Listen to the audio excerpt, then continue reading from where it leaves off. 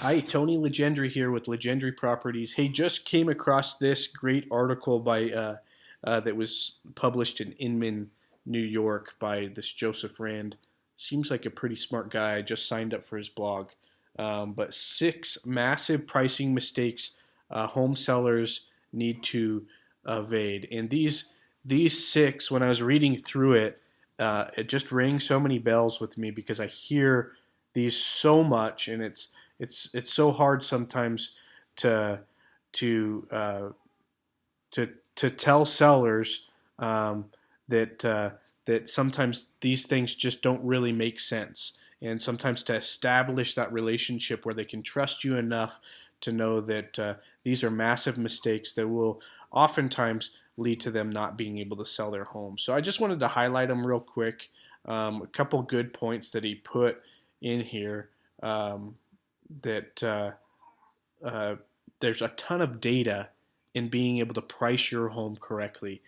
In the industry is so transparent that we can look up homes that are very much like yours that have sold in the last 6 months within a few hundred square feet on either side of your home and come up with a very established priced range, which the appraiser is going to use as well when the buyer brings financing and it needs to be appraised. But let's go over the six pricing mistakes. Excuse me.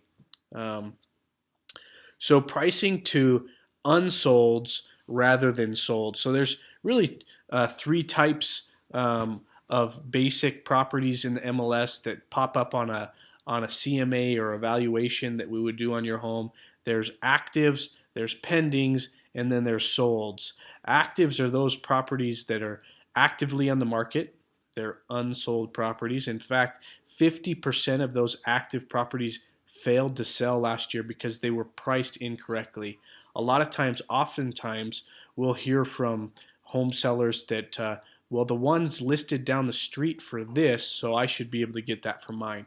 Well, they haven't gotten that for theirs yet either. If they're priced at $300,000 and they're still on the market, until they close, it really doesn't matter. You really want to price based off of the sold or closed properties in your MLS, not the active properties on the market.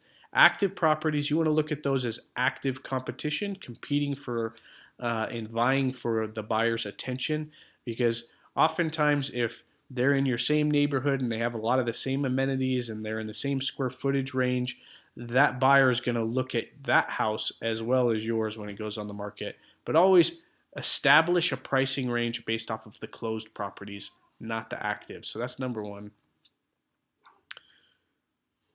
Number two, overvaluing amenities. So what I always like to tell people is that there will be an established range, a price range based off of what's sold in your neighborhood within a few hundred square feet on either side of your house within the last 3, 6, 12 months. And that established range will give you a low price, a median price, and a high price. And your amenities that are in your house, well, I've upgraded the countertops to be granite countertops, or I've got raised ceilings, or I've got a covered patio. Those amenities will affect where you lie in the range and generally won't take you outside of the range. So that's a big mistake sometimes sellers make, is they overvalue those amenities that they put in their house. Trying to get full value for improvement. So if you did a kitchen remodel, or you just redid the flooring, or you put new light fixtures throughout, oftentimes you'll only get a fraction of what you spent on those items back out of it in value after you sell.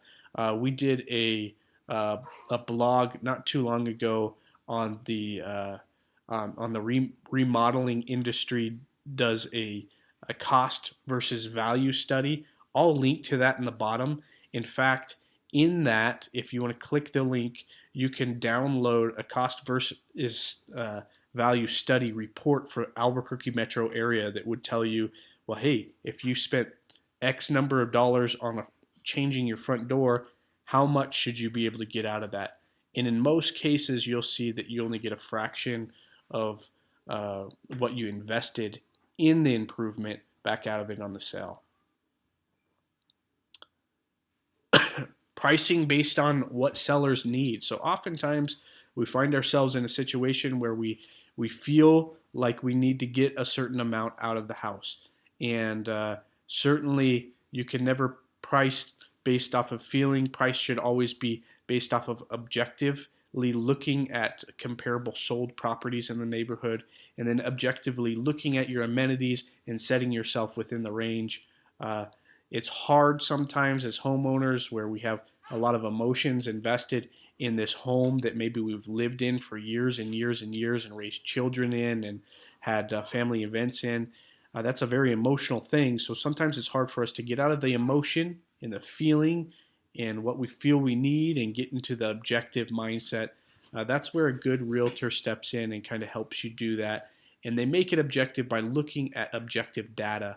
And they should be showing you numbers. If you need help with that, we can certainly help with that. In fact, up above here, if you want to find out what your home value range most likely is on a broad sense, without us having seen your home, click the button above, and we'll send you an online home evaluation. So that's that. Falling in love with an AVM. So the big online valuation tools such as the Zestimate can be very inaccurate, especially here in our state. I'm not sure if you've used the Zestimate tool on your house, but the way they come up with their valuation is by data that's given to the tax assessor on sales in the neighborhood.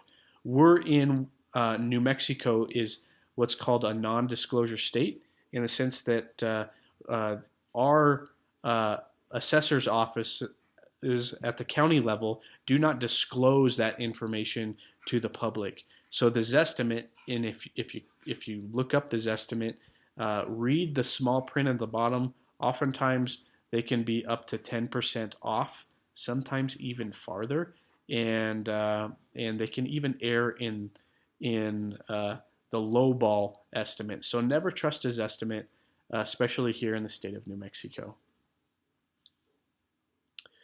And the one mistake sellers make afterwards. Finally, even if sellers avoid the 5 big mistakes when they are pricing their home, they can still make a mistake afterwards. Namely, they set the price and they forget it. So realize that what you're doing in establishing a range and then putting your home within the range based off of the amenities and upgrades your home may have, you're still making a very educated guess based off of past performance, recent past performance, in the sense that your comp should have sold within the last 6 months to a year, but it's still an educated guess. And I always like to tell people that Smiths can price their milk at $5 a gallon all day long, but if nobody comes and buys the milk, then they need to adjust their pricing strategy. So the big thing that you really want to do is to listen to market feedback after you've put your home within the range and adjust the price within the range based off of that market feedback. What I generally tell people is if you're in the city and there's a lot of sales in your neighborhood, most of you listing at this point in the blog are in the city, and you're what I'm describing. You're not way out in the country where there's only one sale every 2 years. If you're within the Albuquerque metro area, you should expect 10 showings or an offer within the first 3 weeks to a month. If you don't get 10 showings or an offer within the first 3 weeks to a month, especially now in our emerging sellers market, you are overpriced and you need to adjust. If you get 10 showings or an offer, pause there for a little while because you're real close, if not right on the money. And that's it. Give me a holler if you have any questions.